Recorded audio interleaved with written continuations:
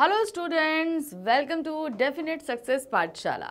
आज की पाठशाला मैं रूपाली वर्मा आपके लिए लेकर आई हूँ, यानी कि क्लास 12th के लिए।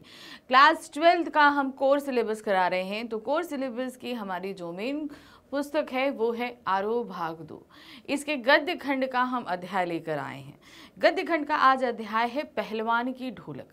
ये अध्याय हम पढ़ चुके हैं, हमने देखा है। किसने लिखा है ये अध्याय?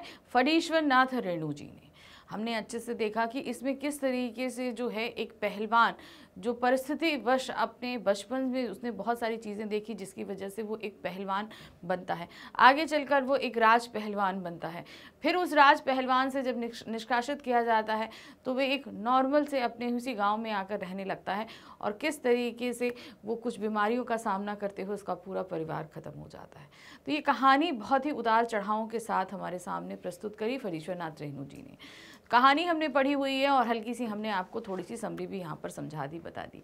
तो चलिए आज कर क्या रहे हैं? आज हम कर रहे हैं बहुविकल्पीय प्रश्नों को, क्योंकि हमारे एग्जाम में एक सेक्शन पूरी तरीके से मल्टीपल चॉइस क्वेश्चंस का आता है, ऑब्जेक्टिव क्वेश्चंस का आता है। तो उसमें सभी अध्यायों से संबंधित हमारे पास प्रश्न आ सकते हैं।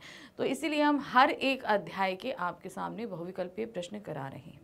तो चलिए शुरू करते हैं सबसे पहले आज अपने इसी चैप्टर के बहुविकल्पीय प्रश्नों को। तो इस तरीके से हम एक बार फिर से पूरे चैप्टर को जहां रिवाइज कर लेंगे, वहीं साथ ही साथ जिस चीज़ों में हमको दिक्कत आ रही है वो भी चीज़ भी हमें समझ में आ जाएंगी कि क्या चीज़ ऐसी है जो हमसे थोड़ी सी छूट रही है। तो सबसे पहले आप यहाँ पर देख रहे हैं, पहला प्रश्न है बहुविकल्पीय का। बचपन में लुट्टन क्या करता था? वो क्या किया करता था बचपन में? आंसर आपको दिया हुआ है, गाय चराया करता था। क्योंकि भाई उसके माँ बाप का देहांत हो गया और उसके बाद जो है वो क्या कहते, उसकी सास ने उसको पालना शुरू किया, तो सास के काम में हाथ बटाने के लिए वो गायों को चराया करता था। नेक्स्ट क्वेश्चन है, ढोलक की आवाज़ गांव में क्या करती थी? अब गांव में जिस वक्त इतनी भयंकर बीमारियां फैली हैं, हैजा और मलेरिया जैसी बीमारियां फैली हैं और हर घर से जो है बहुत सारी लाशें उठ रही हैं, पर डे कोई ना कोई गांव में ख़त्म ही हो रहा है। मतलब एक दिन में कम से कम 4-4, 6-6 लाशें जो हैं उस गांव से शमशान की तरफ जाया कर रही हैं। तो जहाँ पर लोगों की सबकी हिम्मत सब कुछ पस्त होता जा रहा है, उस समय पहलवान की ढोलक इन सभी लोगों में हिम्मत फूंकती थी। वो संजीवनी का काम किया करती थी। तो सही ऑप्शन क्या है? संजीवनी शक्ति का काम करती थी। भय, निराश या घबराहट क्या पैदा करती थी? वो करती थी संजीवनी शक्ति का काम किया करती थी। उनके अंदर वो एक दम फूंकती थी। कैसा दम होता था कि संजीवनी का तात्पर्य क्या? संजीवनी बूटी काहे के लिए? आप सभी को याद है कि लक्ष्मण मूर्छा वाला जो हम लोगों ने पढ़ा था, उसमें क्या था? संजीवनी बूटी लेने हनुमान जी गए थे, तो उसको खाने से क्या हुआ था? लक्ष्मण जी के प्राण आ गए थे। तो यहाँ पर जिन लोगों के अंदर की सारी आशा निराशा सब कुछ नष्ट हो चुकी है, उन सब के अंदर भय व्याप्त हो चुका है, तो वो ढोलक उनके अंदर थोड़ी हिम्मत बढ़ती थी इन मुश्किल परिस्थितियों को झेलने की।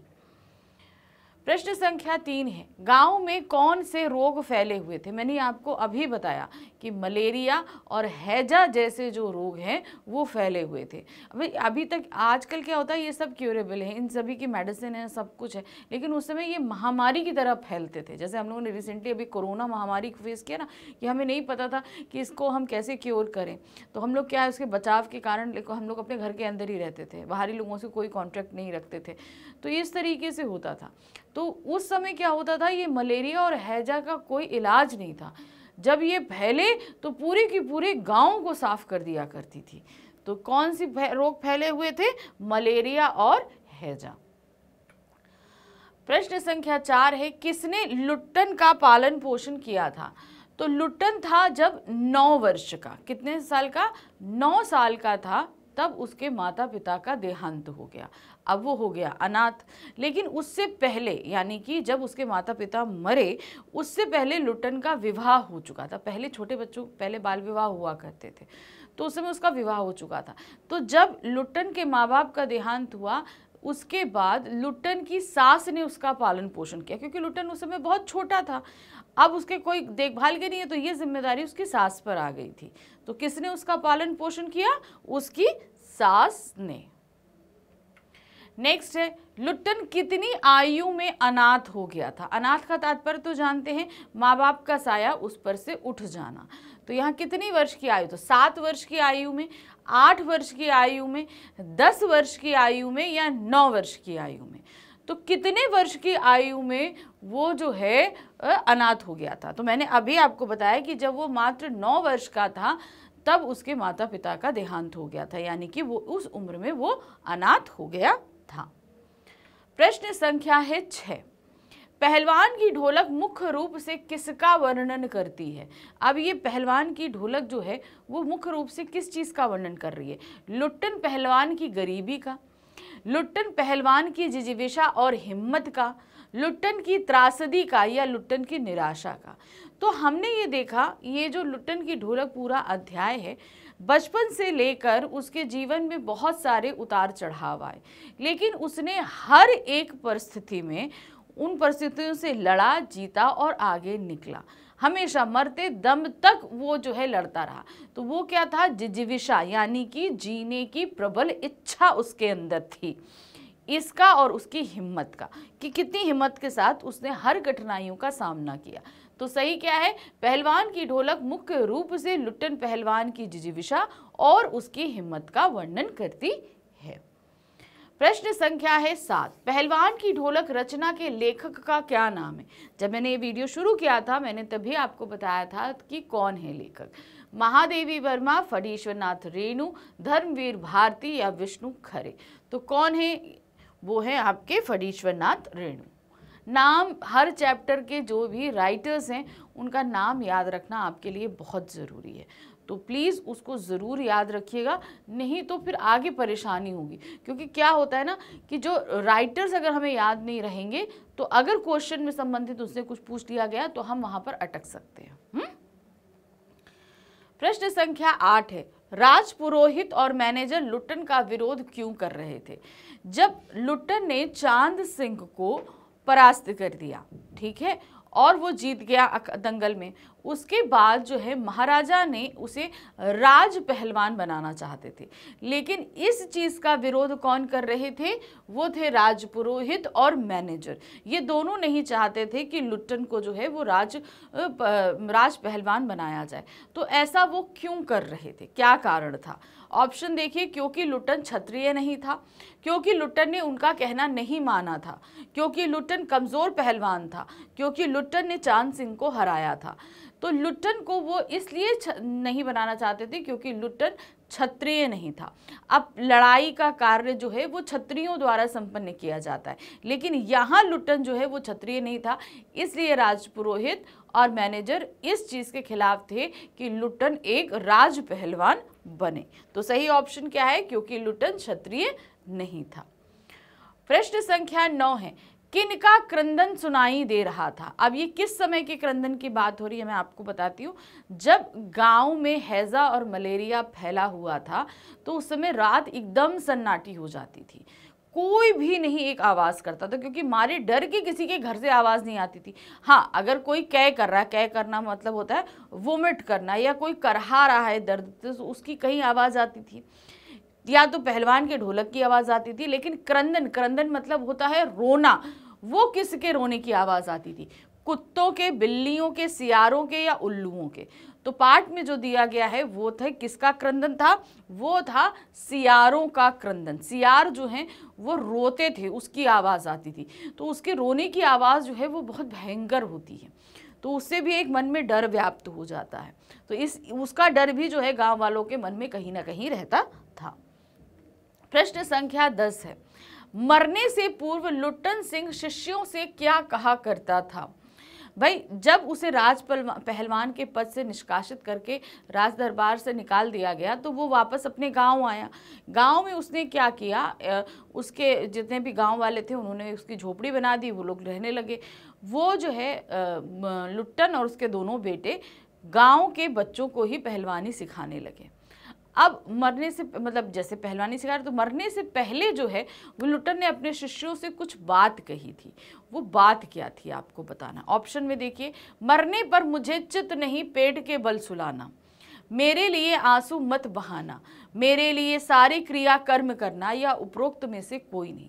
तो मरते समय लुट्टन ने ये कहा था कि मैं कभी भी किसी पहलवान से हारा नहीं, किसी पहलवान ने मुझे चित नहीं किया। तो पहलवानी में चित करने का तात्पर्य होता है किसी पहलवान की पीठ जो है वो आप जमीन में टिका दो, ठीक है। जैसे हम लोग लेटते हैं तो पीठ हम लोग की क्या रहती है, वो बेड की तरफ रहती है। तो दंगल में ये रहता है कि अगर आपने पहलवान की पीठ को जमीन पे छुआ दिया, अर्थात उसे चित कर दिया, हरा दिया, तो अपने पूरे होल लाइफ में वो किसी भी पहलवान ने उसको चित नहीं किया। तो इसीलिए उसने कहा था कि मरने के बाद भी जब मुझे चिता पे लिटाना तो मुझे चित नहीं पेट के बल लिटाना, क्योंकि मैं पूरी जिंदगी कभी चित नहीं हुआ। ये बात वो कहा करता था। तो क्या, मेरे मरने पर मुझे चित नहीं पेट के बल सुलाना। प्रश्न संख्या 11 है, पहलवान के दोनों पुत्रों ने अपनी मृत्यु के दिन अपने पिता से किस ताल को बजाने की बात कही। हम सभी को पता है कि गांव में मलेरिया और हैजा जैसी बीमारियां फैली थी, जिसकी चपेट में पहलवान के दोनों ही पुत्र आ गए थे, बीमार हो गए थे। जब उन्हें इस चीज़ का एहसास हुआ कि अब शायद वो नहीं बचेंगे, तो उन्होंने ढोलक पर एक ताल बजाने के लिए लुट्टन पहलवान को बोला। तो वो ताल कौन सी थी?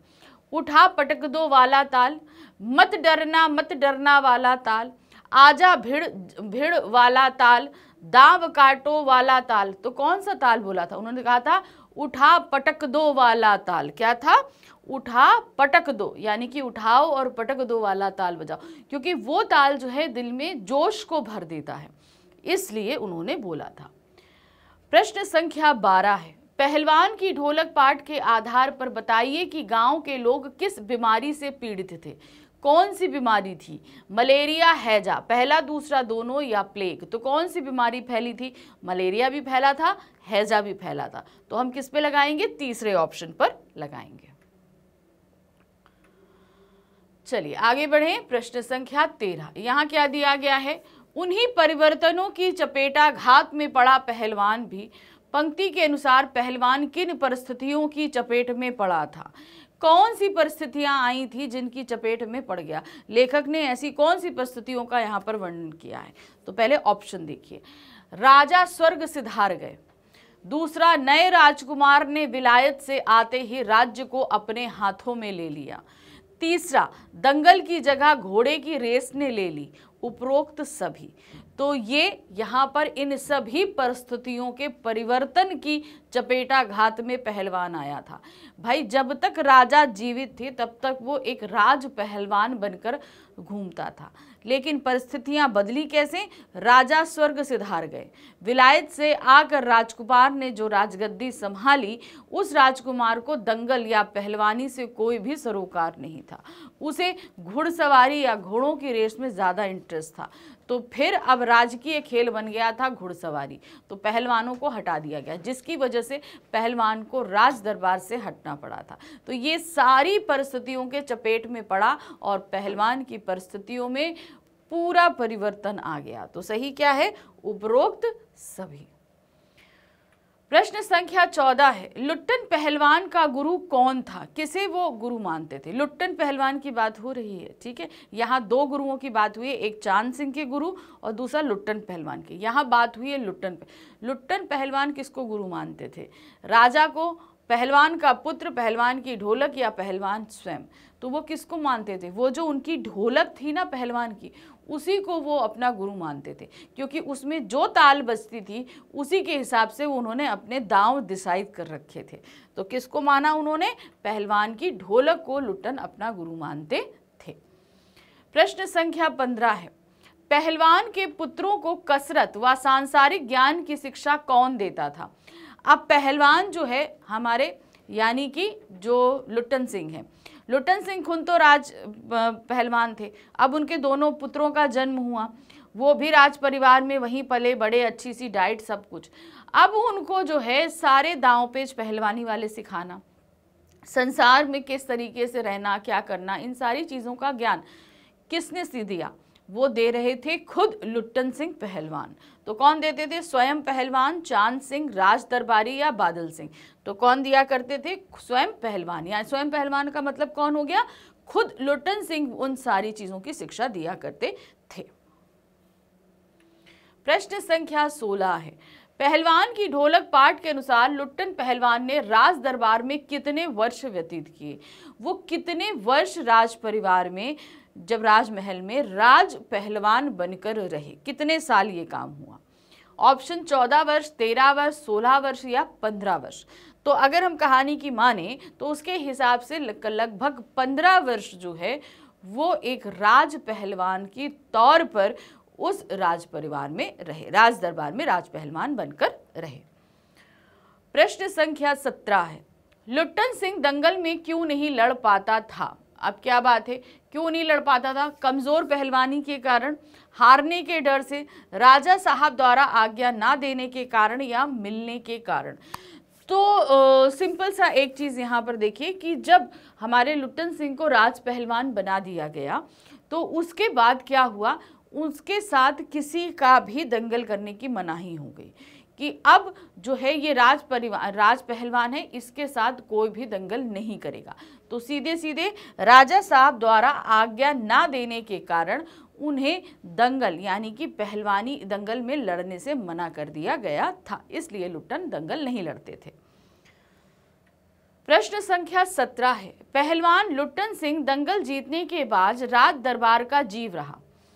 पंक्ति से आश्रय क्या है? इस पंक्ति का मतलब क्या है कि पहलवान लुट्टन सिंह दंगल जीतने के बाद राज दरबार का जीव रहा, ये ध्यान, ठीक है। तो इसका मतलब क्या हुआ? ऑप्शन दिए, पहले उनको पढ़ते हैं। राज दरबार में सबका सम्मान करने लगा, राज दरबार में उसके लिए प्रेरणा स्रोत मानने लगे, राज दरबार में लोग उसे पहलवानी सीखने लगे, या उपरोक्त सभी। तो इन पंक्ति का आश्रय है यहाँ पर इन सभी से, यानी कि एक तो राज दरबार में उसे सब सम्मान देने लगे, राज दरबार में सभी उसे प्रेरणा का स्रोत मानने लगे कि भाई एक नॉर्मल सा पहलवान इतना अच्छा काम कर कर एक राज दरबार बन गया, तो हमें भी इसी तरीके से कार्य करना है। तो वो एक प्रेरणा स्रोत का काम करता था। दूसरा, सभी लोग उससे दरबारी, सभी उससे पहलवानी सीखने की कोशिश करते थे। तो इस तरीके से उसकी जितनी भी क्रियाकलाप है वो सभी राज दरबार के अंदर या राज परिवार के अंदर ही सीमित हो गई। उसका मतलब एक जो दंगल से पहले का जो एक व्यक्तित्व था वो बदलकर अब बिल्कुल अलग हो चुका था। प्रश्न संख्या 19 है, दंगल के अंत में राजा साहब ने लुट्टन पहलवान को गले क्यों लगाया? अब दंगल के अंत में उसे गले क्यों लगाया? देखिए, मिट्टी की लाज रखने के कारण, विनम्रता के कारण, दंगल हारने के कारण, या राजा साहब की बात ना माने। अब दंगल का जब अंत हुआ, लुट्टन जीत गया।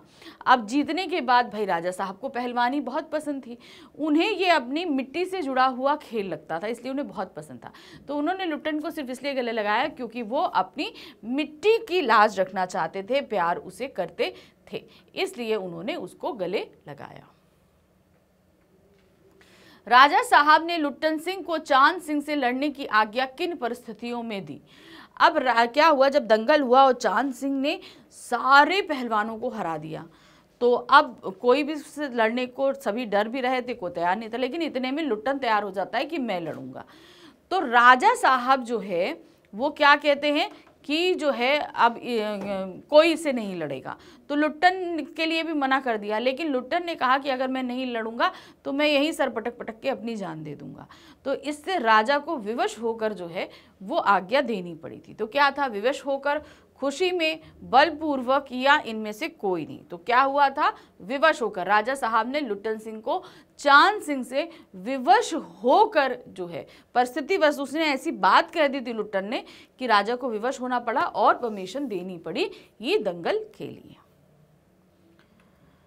प्रश्न संख्या 21, चांद सिंह की हार से सबसे दुखी कौन थे? अब चांद सिंह कहां से बिलोंग कर रहा था? चांद सिंह पंजाब से बिलोंग कर रहा था। तो अब पंजाब का पहलवान हारेगा तो कौन ज्यादा पर दुखी होगा? जाहिर सी बात है, पंजाब की जितने पहलवान होंगे वो, तो कौन सबसे ज्यादा दुखी थे? मराठा, मीणा, पंजाबी या डोंगरा? तो सभी कितने जो दुखी थे वो थे पंजाबी, सभी दुखी होते, क्योंकि भाई पंजाब का चांद सिंह हार गया था, शेर का बच्चा, इसलिए। प्रश्न संख्या 22, श्यामनगर के राजा चांद सिंह को दरबार में रखने की बात क्यों कर रहे थे? अब श्यामनगर के राजा यानी कि जहां पर लुट्टन जो राज दरबारी बना, उससे चांद सिंह को जो है दरबार में रखने की बात क्यों सोची? क्यों?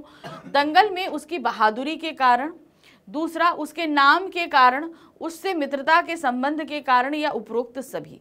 तो श्यामनगर के राजा ने चांद सिंह को दरबार में रखने की बात इसलिए कर रहे थे क्योंकि दंगल में उसने अपनी बहादुरी से जितने भी पहलवान थे सभी को चित कर दिया था।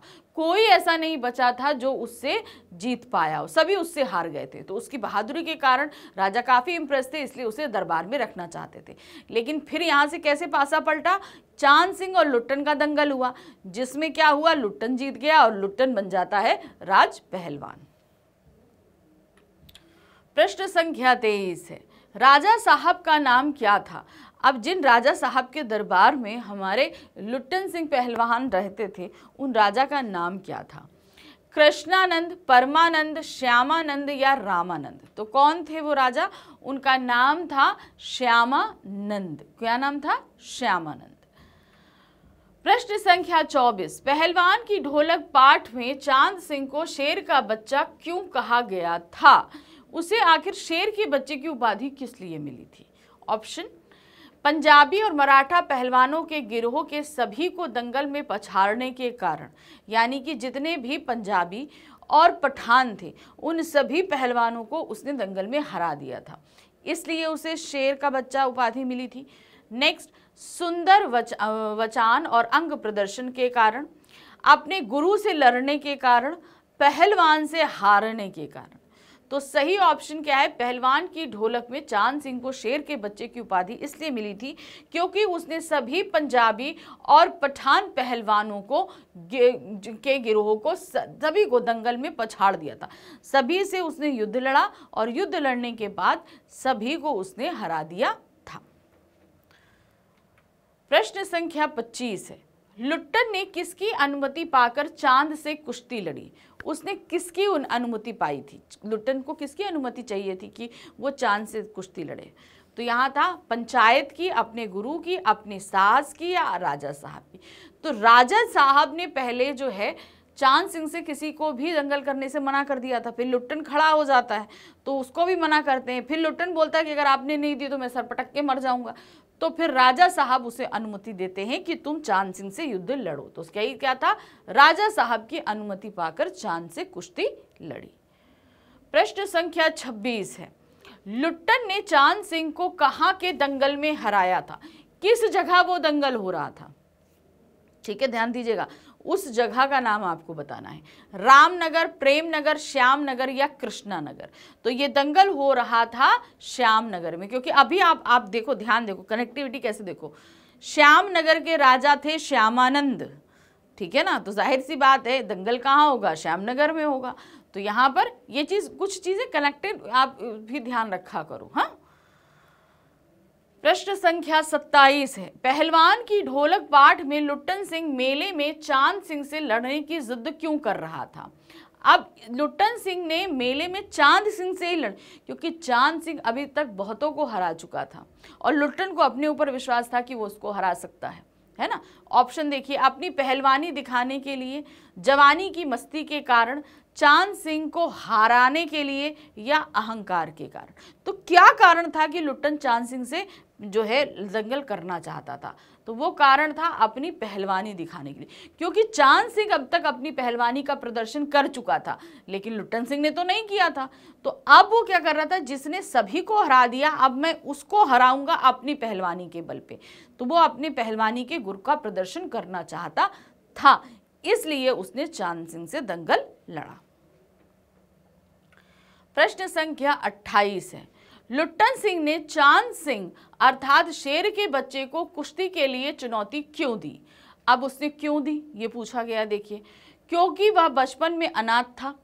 नेक्स्ट, बचपन से सास के पास रहता था अतः वह उसके लिए कुछ करना चाहता था।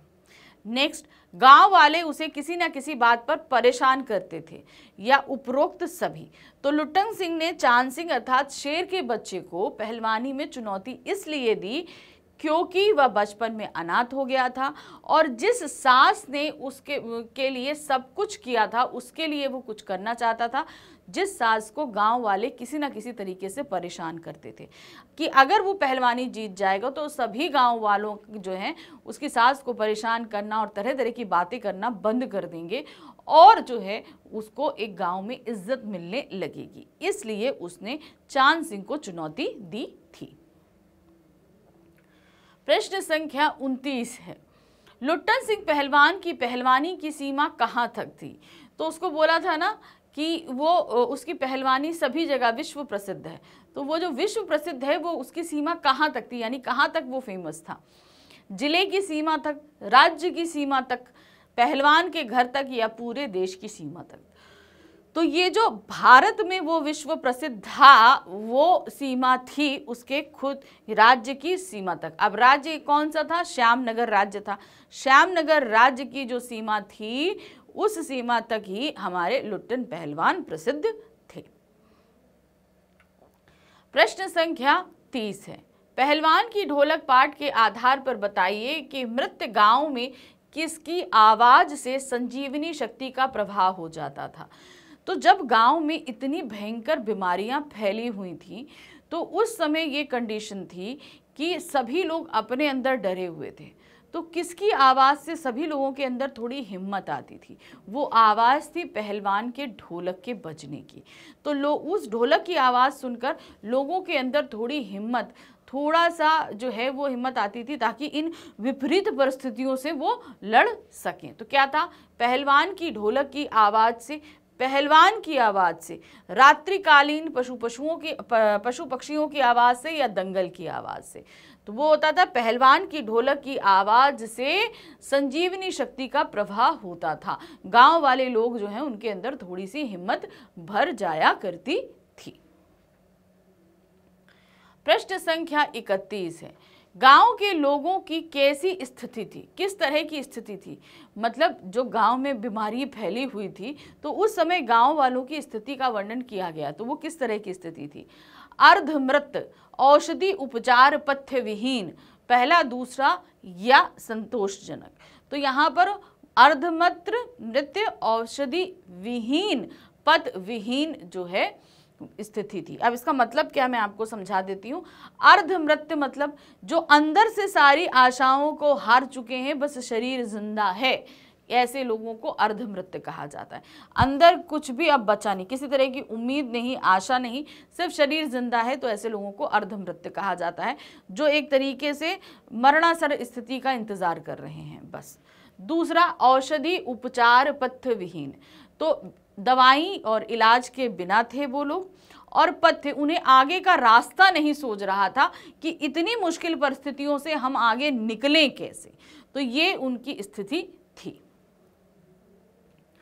प्रश्न संख्या 32 है, ढोलक की आवाज को सुनकर बिना किसी तकलीफ के अपने प्राण कौन त्याग देता था? कौन त्याग देता था? तो कौन है जो ढोलक की आवाज सुनता था और बिना तकलीफ के अपने प्राण त्याग दिए थे? लुट्टन सिंह ने, चांद सिंह ने, मरता हुआ व्यक्ति, या स्वस्थ व्यक्ति? तो जो व्यक्ति मरता हुआ था, हैजा और मलेरिया की बीमारी जिसमें लग जाती थी, और वो उसको अब मतलब वो लेटा हुआ है, किसी भी समय उसके प्राण निकलेंगे। प्राण निकले में तकलीफ तो होती है, तो क्या होता था, जब ये पहलवान की ढोलक बजती थी तो उस मरते हुए व्यक्ति में भी थोड़ी हिम्मत जागृत हो जाती थी और वो आसानी से अपने प्राणों को त्याग दिया करता था। तो वो होता था मरता हुआ व्यक्ति जो उस बीमारी से ग्रसित होता था।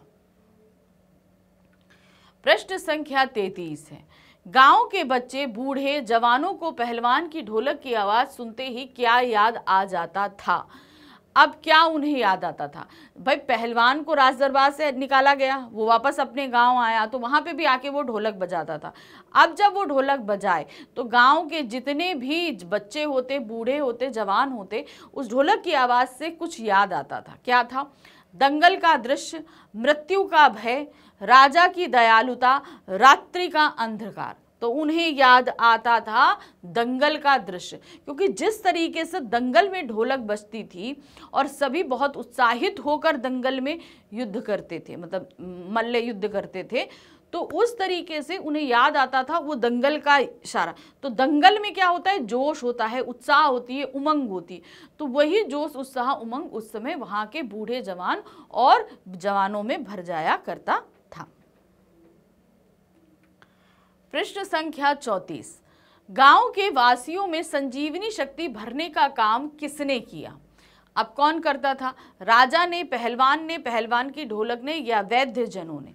तो किसने किया है? जो लोगों के अंदर संजीवनी भरने का यानी कि हिम्मत भरने का कार्य करती है, वो थी पहलवान की ढोलक। जब वो बजती थी, लोगों के अंदर थोड़ी हिम्मत बंधती थी। प्रश्न संख्या 35 है, पहलवान की ढोलक में किस बीमारी को रोकने की शक्ति थी? कौन सी बीमारी थी जिस बीमारी को पहलवान की ढोलक रोक सकती थी? बुखार को, महामारी को, तपेदिक को, या इनमें से कोई नहीं? तो पहलवान की ढोलक में जो है वो इनमें से कोई भी बीमारी रोकने की हिम्मत थी नहीं। देखो, ढोलक से कोई बीमारी रुकती नहीं, हाँ, लोगों के अंदर उस बीमारी या परिस्थिति से लड़ने की हिम्मत जरूर आ जाती है, ठीक है ना? तो वो उसके अंदर हिम्मत का संचार जरूर कर देती थी। तो सिंपल से क्या था, उससे किसी भी तरह की उनके अंदर बीमारी नहीं रुकती थी कि हाँ तुम्हें मलेरिया हुआ है या हैजा हुआ है तो तुम्हें इससे तकलीफ नहीं होगी। वो तो बीमारी उसको लगेगी ही लगेगी, लेकिन लगने के बाद उससे क्या होता था, उनमें हिम्मत आती थी। तो बेसिकली उसकी ढोलक में किसी भी बीमारी को रोकने की कोई भी क्षमता नहीं थी। प्रश्न संख्या 36 है, गांव में अखाड़े समाप्त होते जाने का क्या कारण हो सकता है? अब अगर हम आजकल की स्थितियों में आए तो गांव में अब दंगल नहीं होते, अब अखाड़े नहीं होते, तो ये किस कारण से हो रहा है? ऑप्शन में जाइए पहले। राज दरबारों में पहलवानी की उपेक्षा करना, समाज के लोगों द्वारा उसकी उपेक्षा करना, मनोरंजन के अन्य साधन तलाशना, या उपरोक्त सभी। तो यहाँ पर हम ये कहेंगे कि यहाँ उपरोक्त ये सभी कारण हैं कि गांवों से अब धीरे धीरे अखाड़े समाप्त हो रहे हैं। भाई पहले क्या था, राज दरबार हुआ करते थे, तो राज दरबारों में ये सारे खेल होते थे, ठीक है, सिंपल। जो अखाड़ा दंगल होता था ये ऑर्गेनाइज किया जाता था। अब धीरे धीरे उन राज दरबार खत्म हुए तो इन अखाड़ों का क्रेज भी खत्म हुआ, समाज में भी इनकी उपेक्षा की जाने लगी। सिंपल सी चीज़ है, समाज में क्या हुआ, क्योंकि अब मनोरंजन के बहुत से नए साधन आ गए तो दंगल को कौन ध्यान दे, अब तो भाई इतने सारे साधन हैं, आप उसको दे दो। तो इसीलिए क्यों है, अब ये गांवों से दंगल समाप्त होते जा रहे हैं। प्रश्न संख्या 37 है, राजा साहब ने पहलवान को दरबार में किस कारण से रखा था? अब राजा साहब पहलवान को राज दरबार, लुट्टन सिंह को राज पहलवान बनाकर लेके आए, आखिर क्यों? कारण ये क्यों रखा उन्होंने राज दरबार में? पहला, शेर के बच्चे चांद सिंह को धूल चटाने के कारण। दूसरा, उसके ढोलक बजाने के ढंग से प्रभावित होने के कारण, लोगों द्वारा आग्रह करने के कारण। नेक्स्ट है, अपने सैनिकों को पहलवानी सिखाने के कारण। तो राजा साहब पहलवान को दरबार में इसलिए लेकर आए क्योंकि उसने शेर के बच्चे चांद सिंह को धूल चटा दी थी।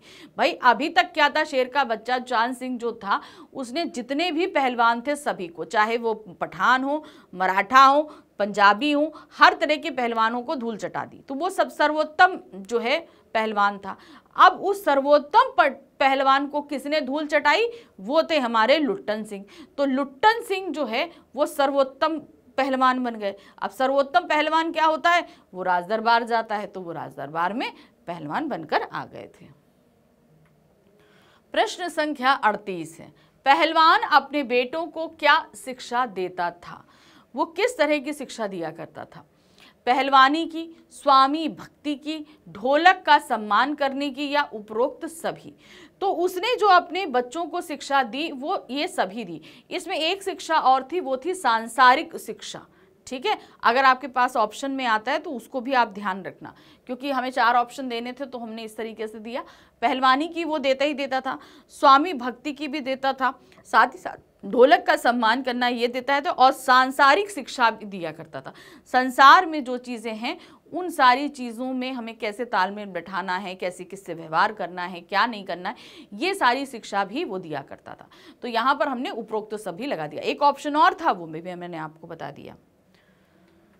प्रश्न संख्या 39, पहलवान के बेटों का भरण पोषण राज दरबार में होने का क्या कारण था?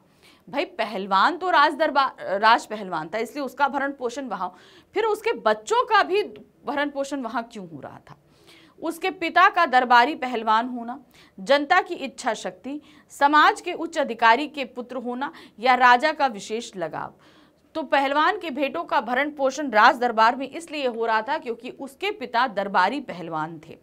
अब दरबार में ही वो रहते थे, दरबारी पहलवान होने के कारण वो राज दरबार के अंदर, राजमहल के अंदर ही रहा करते थे। तो उसका परिवार यानी कि जो पहलवान है उसका परिवार भी उन्हीं के साथ रहता था। तो इस तरीके से उसका भरण पोषण भी दरबार की तरफ से ही हुआ करता था। प्रश्न संख्या 40, राज दरबार का भावी पहलवान किसे घोषित किया जा चुका था? किसे किया गया था? भाई अभी तो राज दरबार का पहलवान कौन था? लुट्टन सिंह। अब लुट्टन सिंह के बाद कौन भावी पहलवान बनेगा, ये किसको घोषित किया गया था? जाहिर सी बात है लुट्टन के दोनों पहलवान ही पहलवानी सीख रहे थे और पहलवान बन गए थे, तो उन दोनों बच्चों को ही आगे भावी राज दरबारी पहलवानी घोषित कर दिया गया था। लुट्टन सिंह को, चांद सिंह को, बादल सिंह को या लुट्टन पहलवान के दोनों लड़कों को?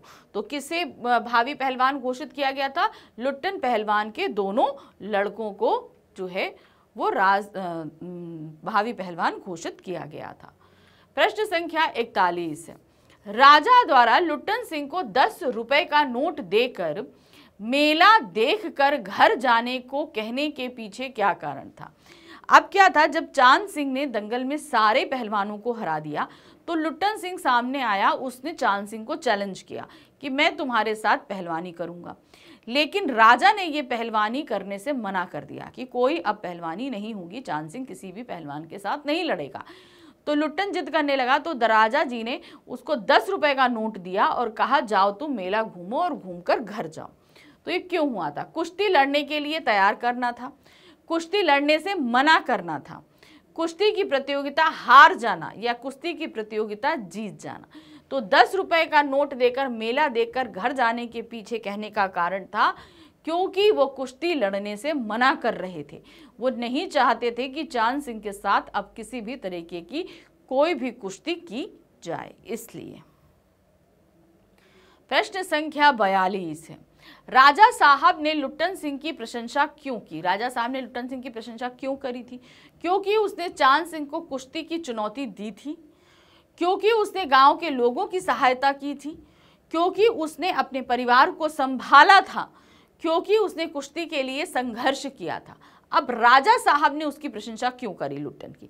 इसका कारण ये था क्योंकि उसने चांद सिंह को कुश्ती में चुनौती दी थी, यानी कि उसको लड़ने के लिए बोला और दंगल किया और उसको हरा दिया, इसलिए राजा साहब ने उसकी प्रशंसा की थी।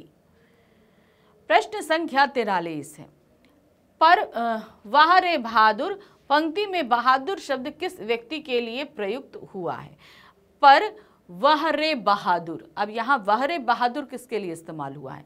लुट्टन सिंह पहलवान, चांद सिंह पहलवान, राजा साहब या मैनेजर साहब? तो यहाँ पर ये पहलवान शब्द इस्तेमाल हुआ है हमारे लुट्टन सिंह पहलवान के लिए, क्योंकि भाई वही उन्होंने ही तो सबसे अंत में जाकर पहलवानी का रुख बदल दिया था कि एकदम से वो आगे सामने आए, पहली बार दंगल रहे थे और पहली बार ही उन्होंने चांद सिंह जैसे पहलवान को चित्त कर दिया था। प्रश्न संख्या 44 है, राजा ने किसे अपने पास बुला लिया? किसको बुलाया था? चांद सिंह को, बादल सिंह को, लुट्टन सिंह को या भीड़ के एक व्यक्ति को? तो किसको बुलाया था उन्होंने बुलाया था लुट्टन सिंह को कि लुट्टन सिंह तुम यहाँ, क्योंकि वो जिद कर रहा था लड़ने के लिए, तो उन्होंने कहा कि तुम मेरे पास आओ, क्योंकि वो समझाना चाहते थे कि अब दंगल मत लड़ो। प्रश्न संख्या 45 है, शांत भीड़ में खलबली क्यों मच गई? अब वहां पर दंगल में शांत भीड़ थी, एकदम से खलबली क्यों मची, क्या कारण था? चांद सिंह द्वारा लुट्टन सिंह को झपट कर दबोच लेने के कारण, राजा द्वारा कुश्ती ना करने का आदेश देने के कारण, भीड़ में उपद्रवियों के घुस आने के कारण या उपरोक्त सभी?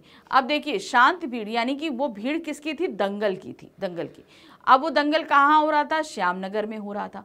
ज्यादातर पब्लिक कहाँ की थी? श्यामनगर की थी। जो पहलवानी लड़ी जा रही थी उसमें हमारे श्यामनगर का कौन पहलवान था? लुट्टन सिंह। अब हुआ क्या कि जब दंगल शुरू हुआ चांद सिंह ने तुरंत ही लुट्टन सिंह को झपट कर दबोच लिया। इस कारण जो है पूरी भीड़ में खलबली मच गई कि हमारा पहलवान जो है वो हार रहा है। इस बात से सभी जो है डर गए थे। तो सही क्या था? भीड़ की खलबली चांद सिंह द्वारा लुट्टन सिंह को झपटकर दबोच लेने के कारण भीड़ में जो है एकदम से खलबली मच गई थी। प्रश्न संख्या 46 है, अपने टाइटल की प्रामाणिकता सिद्ध करने के लिए वह क्या करता था। अब कौन किसके टाइटल की बात हो रही है, चांद सिंह को जो टाइटल मिला था शेर का बच्चा, उस टाइटल को प्रमाणित करने के लिए वो बीच बीच में क्या करता था, वो शेर की तरह दहाड़ता था, क्योंकि उसे टाइटल क्या मिला, शेर का बच्चा। तो शेर का बच्चा जैसे दहाड़ता है वो उस तरीके से बीच बीच में दहाड़ा करता था अपने टाइटल की प्रामाणिकता देने के लिए। रोज कुश्ती का अभ्यास करता था, बीच बीच में जंगल घूमने जाता था, रोज पहलवानों से 2-2 हाथ करता था, बीच बीच में शेर की तरह दहाड़ता था। तो वो अपनी टाइटल की प्रामाणिकता के लिए बीच बीच में शेर की तरह दहाड़ता था। प्रश्न संख्या 47 है, शेर के बच्चे की उपाधि उसे कैसे प्राप्त हुई थी। चांद सिंह को शेर के बच्चे की उपाधि कैसे प्राप्त हुई थी, उसने सभी पहलवानों को चित कर दिया था, इसीलिए। ऑप्शन देखिए, शेर की तरह दहाड़ने से, अपनी आयु से अधिक पहलवानों को हराकर, अपनी शारीरिक बनावट से, या अपने जुझारू स्वभाव से। तो क्या हुआ था, उसने जो है अपनी आयु से बड़े जितने भी, आयु के जितने भी पहलवान थे उन सभी को हरा दिया था। ठीक है, मैंने जैसे बोला कि दंगल में वहां आया था, तो उसमें जितने भी पंजाबी पहलवान थे, जितने भी पठान पहलवान थे, उन सभी को उसने हरा दिया था, इसीलिए उसे शेर के बच्चे की उपाधि प्राप्त हुई थी।